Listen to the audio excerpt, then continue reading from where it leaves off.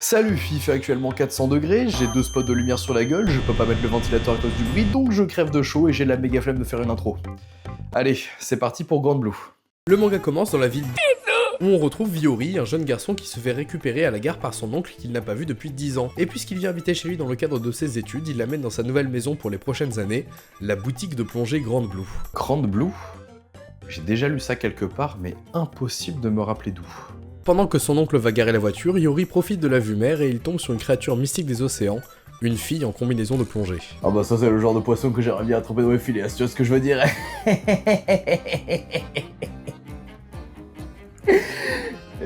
Parce qu'elle est bonne. Yori a l'impression de la reconnaître, mais il sait pas vraiment d'où, mais pas le temps d'y réfléchir puisque son oncle lui dit de rentrer et c'est plein d'espoir et gonflé à bloc à l'idée de commencer une nouvelle vie qu'il ouvre la porte de la boutique et tombe sur une ribambelle de mecs à poil bourrés en train de jouer à une sorte de strip Shifumi. Bah quoi, vous êtes jamais rentré dans une boutique de plongée? Quelque peu effrayé par la situation, Yori prend la fuite et deux des mecs à poil demandent au patron qui c'était que ce mec qui leur répond que c'est son neveu qui va étudier à la fac d'Izu. Du coup, réaction normale. Mode prédateur activé. Alors qu'il continue sa fuite, Yori se fait rattraper par les deux gars cul nus qui le chopent et le ramènent à la boutique. Et après ce kidnapping, le patron demande au mec à poil et Yori d'amener les blocs d'oxygène à la mer et Kotobuki profite de ce moment en tête-à-tête pour se présenter plus en détail. Yori a quand même eu l'info du diamètre et de la longueur de sa tub avant d'avoir son nom quand même. Kotobuki lui demande s'il veut rejoindre le club de plongée, ce à quoi Yori répond que ça l'intéresse mais qu'il ne compte pas s'inscrire, non pas parce que le club est rempli de détracos, mais simplement parce qu'il ne sait pas nager et qu'il a peur de l'eau. Il lui répond alors que c'est un peu con de ne pas vouloir essayer la plongée juste pour cette raison et lui dit qu'il n'avancera pas dans la vie s'il se contente de ce qu'il sait déjà faire. Ah j'avoue que je suis surpris parce que je m'attendais pas à avoir un si bon conseil de vie sortir de la bouche d'un mec dont on a vu faire 7 gueules auparavant. Comme quoi, il faut jamais juger un livre avant de l'avoir tué. Non attendez, je crois que je me suis trompé. Et alors qu'ils continuent leur route, ils tombent sur la fille de tout à l'heure qui remonte à la surface. Méchant. Il est vraiment très fort le dessinateur. Hein. Pour dessiner aussi bien avec constamment une main dans le falzar. Kotobuki dépose les blocs et la fille salue Yori et attention, grande révélation, il s'agit en réalité de sa cousine. Ce qui me fait voir la scène du début où il l'observe près de l'eau sous un autre œil et me donne un petit peu envie de gerber aussi au passage. Après avoir nettoyé l'équipement de plongée avec sa cousine Nanaka, Yori se fait encore une fois embarquer par les mastodontes qui le mettent devant un large choix de bières, et alors qu'il signifie qu'il est encore trop jeune pour boire, il se fait mettre de force une bouteille dans le gosio. Ah, ça c'est des aînés qu'on adore. À l'écoute et compréhensif. Les gars incitent Yori à participer à un jeu à boire. Traduction, ils incitent un mineur à se prendre une race. Mais Yori ne flanche pas et soutient que jamais, au grand jamais, il ne prendra part à leur jeu débile. Bon ben, il a dit non, hein. Fais voir quand même 2 pages plus loin. Je pète ma bière, ma lubulule. C'est bien ce qui me semblait. On fait maintenant la rencontre de Chisa, l'autre cousine de Yori, qui rentre à la boutique et alors qu'elle pousse la porte de chez elle, elle tombe sur son cousin à 2,7 g qui défie les autres de le battre pour le pousser à dévoiler le zigouigoui. Impression mitigée donc pour la première rencontre depuis 10 ans. Yori croise le regard quelque peu méprisant de Chisa et la salue un peu plus dignement, mais elle le dégage et donne la veste qu'il a touchée à sa sœur pour qu'elle la jette et elle sort de la pièce en le traitant de déchet. Triste d'avoir déjà annihilé son image auprès de Chisa, Yori se rassure en se disant qu'au moins il vit aussi avec Nanaka. Quand Tokita, l'autre gars à poil dont on a vu le nom seulement une fois en Tsum Tsum, lui dit qu'il ne doit pas se faire des idées car elle ne s'intéressera jamais à lui. Bah, parce que c'est sa cousine déjà, non? Et non, le gars lui explique que s'il n'a aucune chance avec elle, c'est parce qu'elle est, je cite, red dingue de sa sœur. On est au Japon ou à Lille, là? Après une petite ellipse, notre bande de joyeux exhibitionnistes réfléchit à continuer la soirée ailleurs, et alors que Yori veut se coucher tôt pour sa journée d'orientation du lendemain, il se fait agripper par Kotobuki qui lui promet qu'il fera en sorte qu'il ne sera pas en retard à l'amphi. Bah, en même temps ça m'a l'air d'être des gens confiants, donc je vois pas vraiment pourquoi il y aurait de raison de s'inquiéter. Le lendemain, on retrouve Yori dans l'amphi à 2 doigts de déposer une gerbe mais sans fleurs quand une jolie fille assise à côté de lui s'amuse de le voir dans le mal et lui propose qu'ils aillent boire un coup ensemble, un de ces 4. Allez Yori, c'est ton moment, t'es un champion, le football est plus que maîtrisé, la baby elle veut, rien ne peut t'arrêter. Et juste après, on voit Yori se réveiller entouré de canettes vides. Quoi? C'était un rêve? Alors qu'il processe ce qui lui arrive, il regarde l'heure sur son téléphone et se rend compte qu'il est hyper en retard, et quand il se retourne, il tombe nez à nez sur une foule d'étudiants qui l'observent et le jugent. Et oui, parce que la super technique de ses aînés pour ne pas être en retard, c'était de dormir devant l'amphi. Et c'est donc comme ça que pour son premier jour en cours, Yori se retrouve assis tout seul en caleçon et en pestant l'alcool. Le speedrun harcèlement est bien lancé. Alors que Yori se morfond sur sa réputation ruinée, il croise le regard d'un beau gosse aux cheveux longs. Ah bah, enfin un personnage normal dans ce manga... Ah non, j'ai rien dit. Et vu qu'ils ont une très mauvaise impression l'un de l'autre, ils se disent respectivement qu'ils ne traîneront jamais ensemble. Ils vont devenir potes, hein. Ils vont devenir potes. Ouais, c'est ce que je me dis. Je t'ai déjà vu quelque part. Avant d'aller voir les clubs de la fac, Yori se dit qu'il devrait rentrer à la maison pour aller chercher des vêtements, mais petit problème, vu que la veille il s'est fait entraîner par les 2 autres primates, il n'a aucune idée de comment rentrer chez lui. Alors Yori, pro tips, tu ouvres ton téléphone et tu as une appli qui s'appelle Google Maps. Tu verras, c'est comme une carte, mais en connecté genre. Mais bon, vu qu'il a oublié l'existence de la technologie, il veut accompagner Chisa pour rentrer, sauf qu'elle refuse qu'il la suive dans cette tenue. Du coup, Yori propose en compromis qu'elle lui donne ses vêtements, jouant la corde sensible de la famille soudée, mais Chisa ne veut pas que les autres élèves apprennent qu'ils sont cousins, donc Yori fait...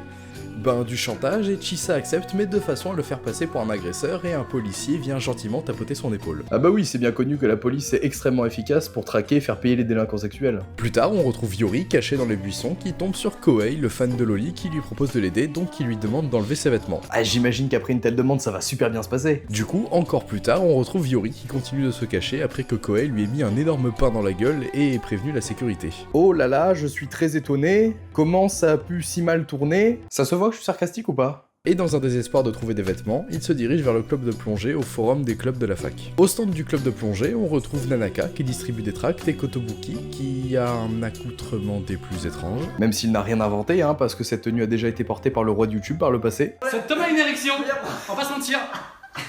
Kotobuki fait signe à Yori caché derrière le stand que la voie est libre et ce dernier lui demande de lui filer des vêtements, ce à quoi il lui répond qu'il lui donnera un t-shirt seulement s'il trouve une nouvelle recrue pour le club. Yori va donc retrouver Kohei qui est désespéré parce qu'il n'y a pas de club de harem rempli de lycéennes pour l'aduler. Faudra m'expliquer pourquoi ce manga est composé à 95% de fous du bus. Yori lui dit alors qu'il ne doit pas renoncer à ses rêves et lui propose de l'emmener là où tous ses rêves se réaliseront. La Japan Expo? Et c'est donc plein d'espoir à l'idée de commencer une nouvelle vie qu'il se fait embarquer par les 2 primates alors que Yori profite de son t-shirt.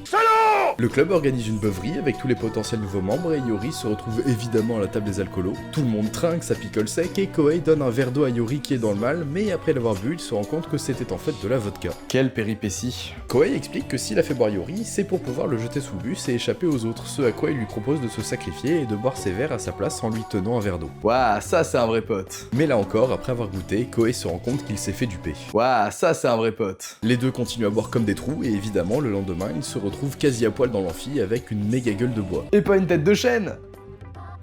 Gueule de bois, tête de chêne. Après les cours, Yori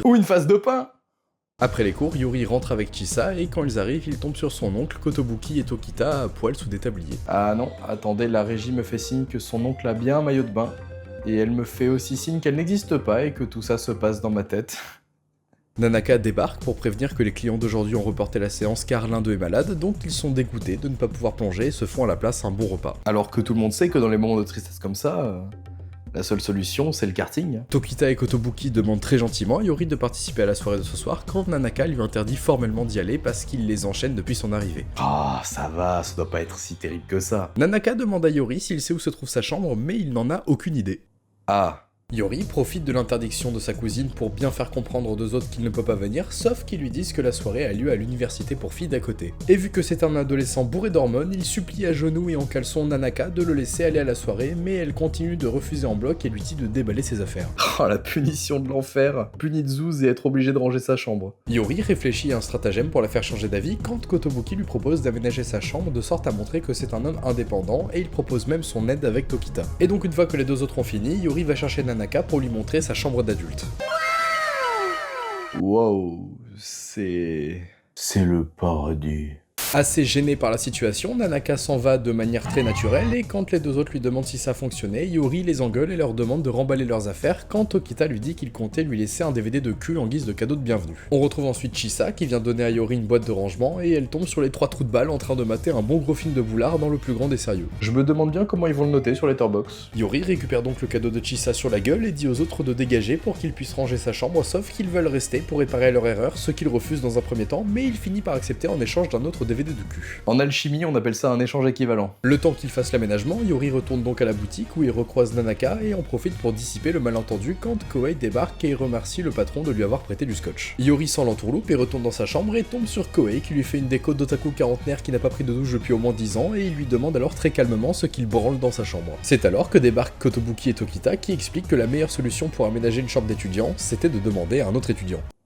Mais c'est des étudiants eux aussi. Il lui demande de dire clairement ce qu'il veut et Yori répond qu'il souhaite l'exact opposé de la décoration actuelle et alors qu'il est prêt à leur donner les instructions, il se fait appeler par son oncle et laisse les autres faire la déco avant de revenir un peu plus tard. Ouah. Alors que les aînés ne sont pas très sûrs de ce qu'ils sont en train de faire, Koei leur assure qu'il avait demandé l'exact opposé de la déco d'avant. Ça se tient. Yori les engueule et leur dit de ranger avant que quelqu'un ne voit ça quand Nanaka toque pour proposer son aide, donc il sort en fermant bien pour qu'elle ne voit pas le carnage, quand de l'autre côté de la porte, l'audio d'un porno gay qu'ont lancé Tokita et Kotobuki pour voir ce que ça donnait se fait entendre. Ah ça va, ça aurait pu être bien pire. C'est le mec qui bouffe le cul d'une pute, elle arrive derrière, il défouraille. Nanaka prend la fuite avant que Yori n'arrive à dissiper le malentendu et il revient dans la chambre avec la même haine que Broly, le Super Saiyan légendaire. Il continue de réfléchir à un plan pour que Nanaka laisse Yori sortir et ils se disent qu'ils doivent faire une chambre qui lui plaira à elle, et c'est à ce moment que Yori relève qu'elle kiffe sa sœur, donc ils se mettent tous au travail pour préparer la chambre idéale pour Nanaka. Aïe aïe aïe mon cher Jean-Pierre, c'est un dérapage à 180 degrés, pas du tout contrôlé côté Grand Bleu. Oui, en effet mon cher Michel, on n'avait pas vu telle sortie de route depuis Pierre Palmade. Koei se rend compte que c'est bientôt l'heure d'aller à la soirée quand Tokita leur apprend qu'elle est finalement annulée car les filles ont eu un empêchement, ce qui fout le méga seum à Yori qui est en train de se démener pour rien quand Chisa entre dans la pièce et tombe sur un petit avant-goût de l'enfer. Et après une transition, on retrouve nos 4 zigotos en train de boire dans la chambre d'Yori qui a été mutée dans une toute petite pièce insalubre. Il s'est fait Harry Potterhead. Nouvelle journée pour Yori qui salue sa famille et Nanaka le complimente sur le fait qu'il ait mis des vêtements. La barre est si basse. Et aujourd'hui est un grand jour car Kotobuki et Tokita vont faire des activités de club avec les nouveaux membres. Oui, c'est vrai que ce serait bien d'avoir de la plongée dans ce manga de plongée. Les trois ont l'air ravis d'être là, et quand Yori demande à Koei pourquoi il est venu de son plein gré, il lui répond que Tokita lui a dit qu'une grande doubleuse sera Grande Blue, mais il s'agissait en réalité d'un mensonge pour la pâter. Faudrait vraiment être bête pour se laisser berner par ce genre de truc. Viens voir, y a François Hollande qui fait de la flûte avec son cul. Quoi? Fais voir? Sauf que plot twist, en fait, la doubleuse est déjà venue plusieurs fois à la boutique, et le patron souligne même qu'ils ont sa combinaison de plongée dans la réserve, donc Koei demande tout naturellement s'il a le droit d'y goûter. Ah, c'est dégueulasse. Et quand Yori souligne sa perversion, il lui répond de ne pas s'inquiéter car il y goûtera de manière normale. Ah bah ça va alors. Après cette petite digression, retour sur la préparation de l'activité plongée, et Yori n'est pas hyper emballé parce que, rappelez-vous, il ne sait pas nager et a peur de l'eau. Ah oui, c'est vrai qu'il parlait de ça la dernière fois que le manga parlait de plongée. Il y a à peu près 150 pages. Mais les deux aînés le rassurent et disent à Yori qu'il n'a pas besoin de savoir nager pour faire de la plongée. C'est super con. C'est comme dire que les rappeurs n'ont pas besoin de chanter pour faire disque de platine.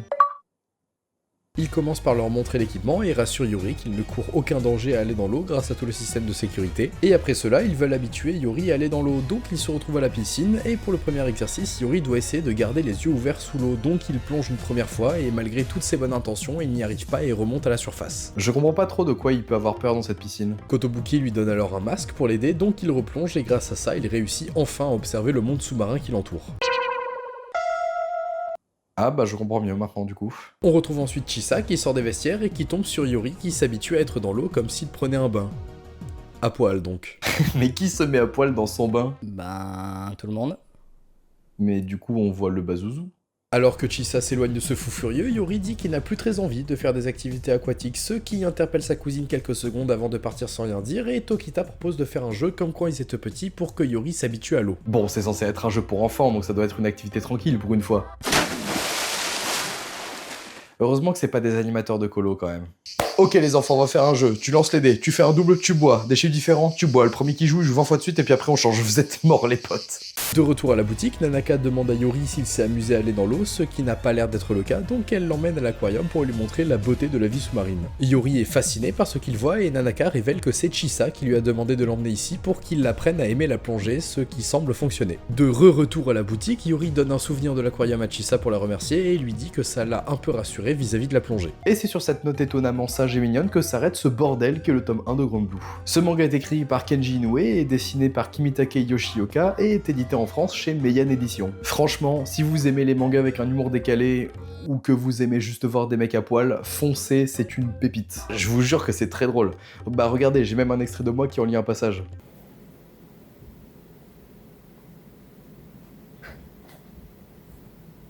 Vous avez vu comment je suis hilar? Sur ce, moi je vous laisse et je retourne crever de chaud. Des bisous.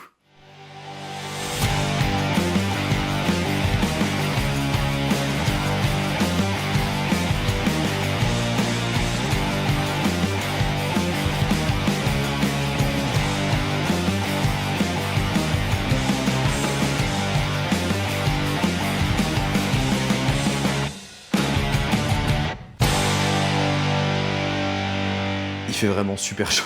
Il n'y a pas d'air qui circule, c'est horrible.